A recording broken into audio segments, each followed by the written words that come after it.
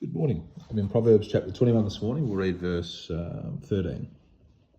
Whoso stoppeth his ears at the cry of the poor, he also shall cry himself, but shall not be heard. A very incredible verse.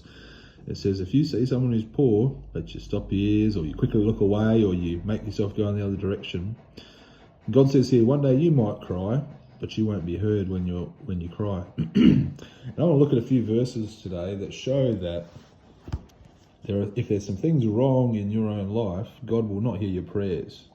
Quite often we talk about prayer, or we talk about God, or the way I see him talked about, as if he's just some, vending machine. You just put in your prayer and out will come whatever your heart's desire is. But God isn't that way.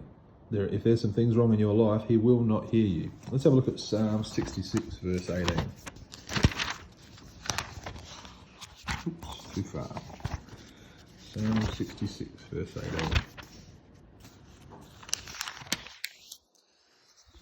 18. Excuse me.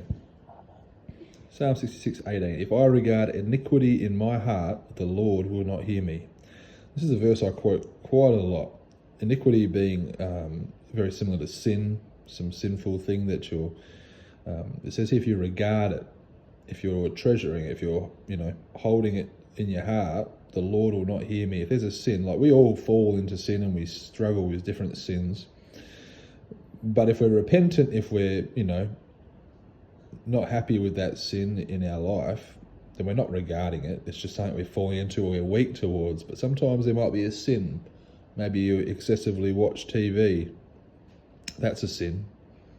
Maybe you overeat or undereat. That's a sin. And maybe there's some secret thing that you do that you've just decided that is treacherous to you and you're not going to let it up. That iniquity, God's not happy, but it's just your little thing that you do. Sins come in all sorts of forms. The Bible says if you regard iniquity in your heart, see, no one needs to know about it. It can be in the heart. It can be some thoughts that you have or some things you look at and think on. If I regard iniquity in my heart, the Lord will not hear me. God's not going to hear you. You cannot expect God to answer your prayer if you're regarding iniquity in your heart. The last one's in 1 Peter chapter 3, and this one's about husbands and wives, actually. 1 Peter chapter 3. 1 Peter 3. I'll just have to find the verse real quick. There it is, underline. 1 Peter 3, verse 7. Likewise, ye husbands, dwell with them according to knowledge, giving honour unto the wife, as unto the weaker vessel, and as being heirs together of the grace of life, that your prayers be not hindered. Another amazing verse, talking about husbands here, and that they've got to dwell in the right way with their wives and treat them in the right way. You can read the rest of the chapter to get a bit more context, obviously, but the point here is if the husband's not acting in the right way and the wife's not acting in the right way, it says there your prayers could be hindered. Your prayers. That's another good point. I don't think husbands and wives pray together enough.